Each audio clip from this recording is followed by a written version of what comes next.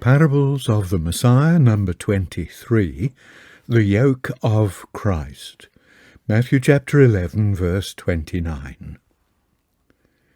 Take my yoke upon you and learn of me, said Jesus. Matthew 11, verse 29. It is a beautiful, interesting, and instructive figure. Let us get a clear picture of what a yoke is. It was a bar which connects two of a kind, as the ox yoke, fastened by bows on the necks of a pair of oxen, and by thongs to the horns or the foreheads of the oxen.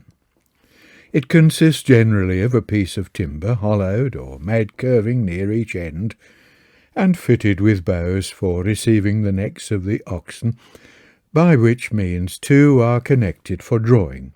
From a ring or hook in the bow, a chain extends to the thing to be drawn.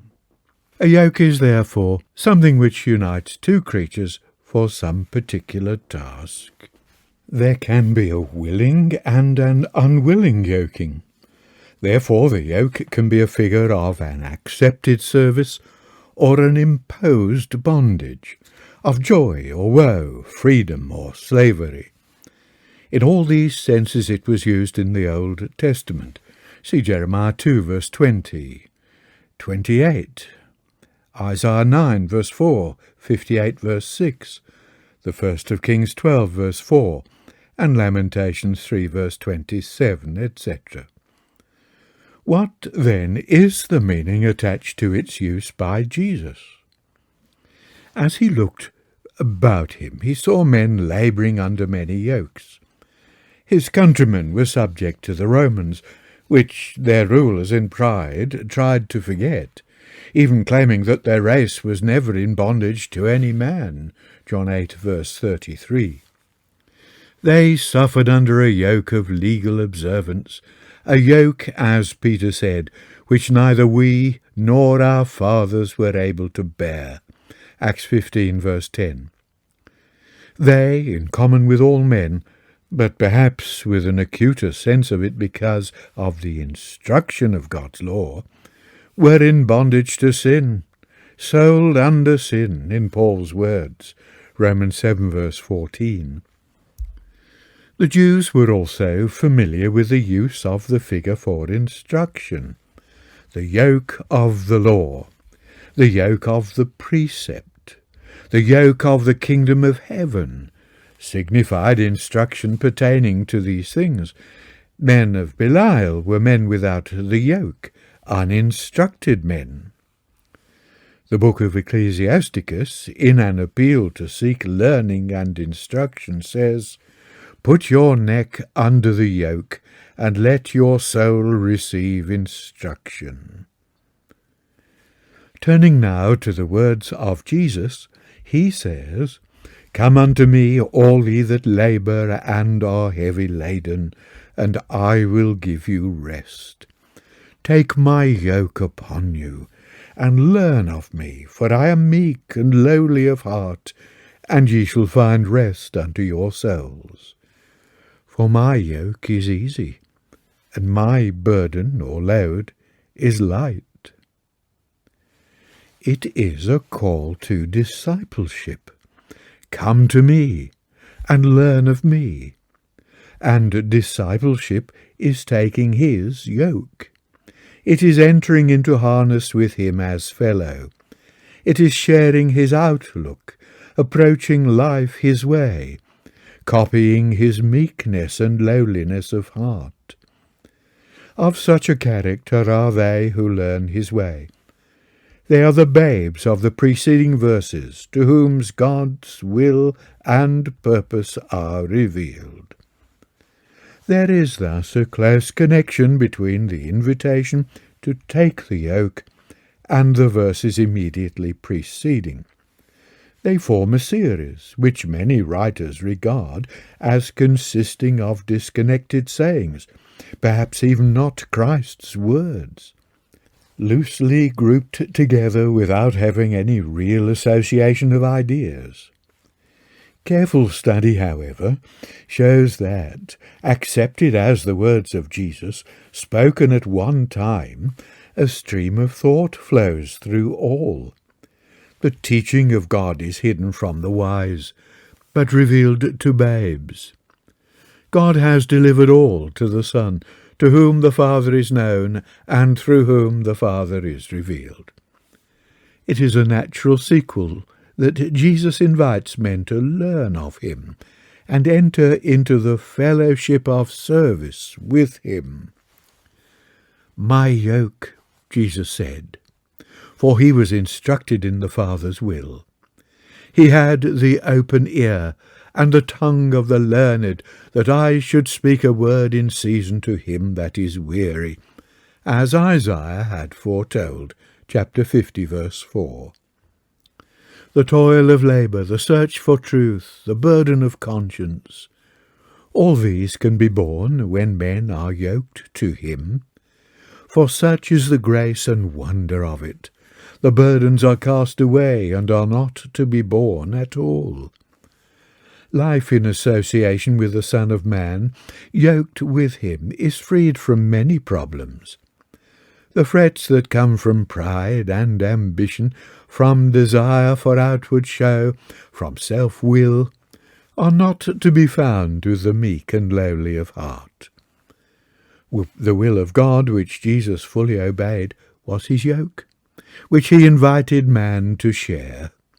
He was not burdened by the heavy load of false interpretations the scribes imposed upon their followers. In his willing submission to God's will, he found the instruction of God to be good and well fitted to his shoulder, and the rest of soul that he experienced he offers to all yoke fellows. It was not a new promise. In the days of Jeremiah the message had been, "Thus saith the Lord, stand ye in the ways, and see, and ask with the old paths, where is the good way, and walk therein, and ye shall find rest for your souls." Jeremiah 6, verse 16. Who is this who now takes God's words on his own lips, and in his own person offers the rest of God?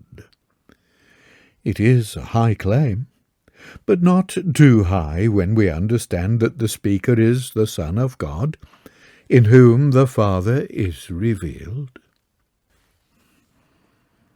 Parables of the Messiah, number 24, Sheep in a Pit. Matthew 12, verses 11 and 12. This short parable of a sheep fallen into a pit on the Sabbath, and its recovery by the shepherd, who shows no Sabbatarian scruples about the work, presents no difficulty in its application. If men are ready to rescue an animal, it was also lawful for Jesus to heal a man on the Sabbath. But the parable acquires a deeper significance when seen in the framework of the Sabbath controversy. Towards the close of the first year of his ministry, Jesus appears to have deliberately provoked interest in his attitude to the Sabbath by healing the impotent man. John pointedly focuses attention on this by his words, "On the same day was the Sabbath." John 5, verse 9. This third sign of John's record provided Jesus with the opportunity to assert his claims as the Son, with power to perform all healing in everlasting life, according to God's will wrought through him. The Gospel of John, page 79. Within a few months the issue was raised by the Pharisees, who were watching to find fault. The disciples plucked corn and ate it as they passed through a field, an action forbidden by Jewish tradition, based on the method of interpretation of God's law so dear to the lawyers of Israel. The laws concerning the Sabbath, Exodus 20, verses 8 to 11, and 31, verses 12 to 17, inevitably sooner or later called for interpretation in their application to the details of life. The tradition of the elders gradually developed and provided what was recognized as an authorized setting out of what could and could not be done on the Sabbath. Outside Palestine, the pressure of circumstances would tend to make Jews somewhat relax the rigours of these rules. A man might follow his own religious exercises, and his association with his neighbours would not be much affected. But to stop all work every seventh day must have caused endless difficulties in work, in business, and in social life. In Palestine, with the Jews in the majority, greater importance would be attached to observing the rules concerning the Sabbath. Was not the Sabbath God's sign to them? Did not its preservation form an essential part of their witness to the true and living God? The zealous Jews in their own land were therefore fighting a battle for the faith of their fathers. We must first look at the answer of Jesus to the critics of his disciples, and then trace the significance of his action of healing and of his parable. To the rulers who found fault he said, "Have ye not read?" And he cited the action of David and those with him in eating the showbread when they were urgently in need of food. The fact that David was the Lord's anointed overruled the law which allotted the showbread only to the priests. They themselves allowed this, and so doing allowed that one law could override another.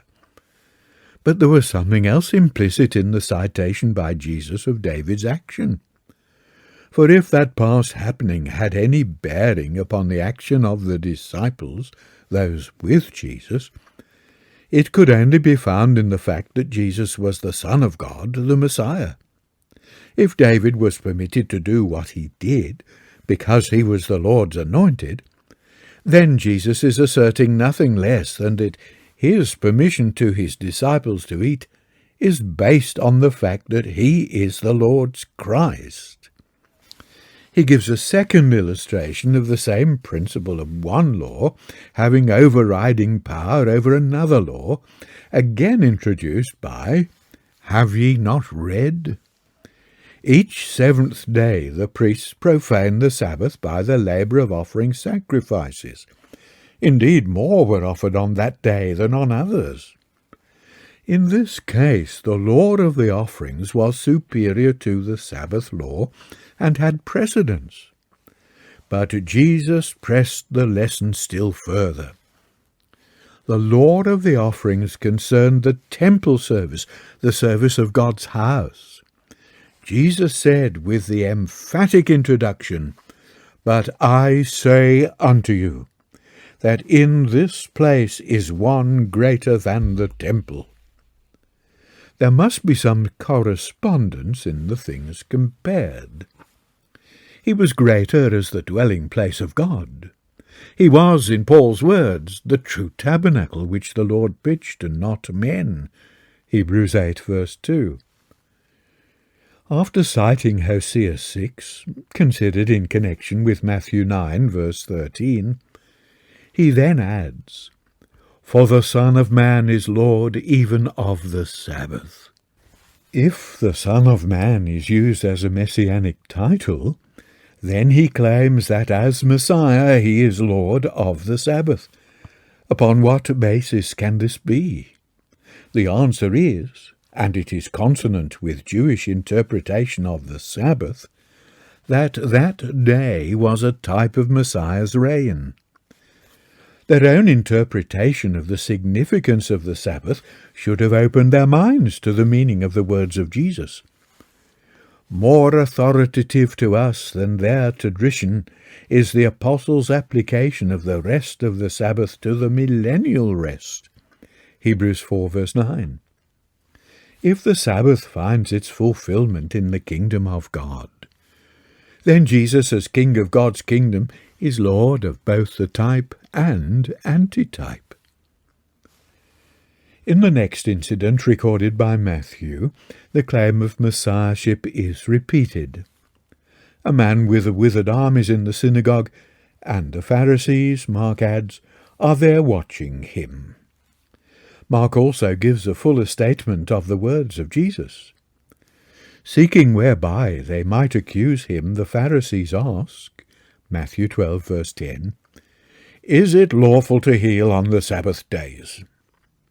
His answer, Mark 3, verse 4, is a question which enlarges the issue.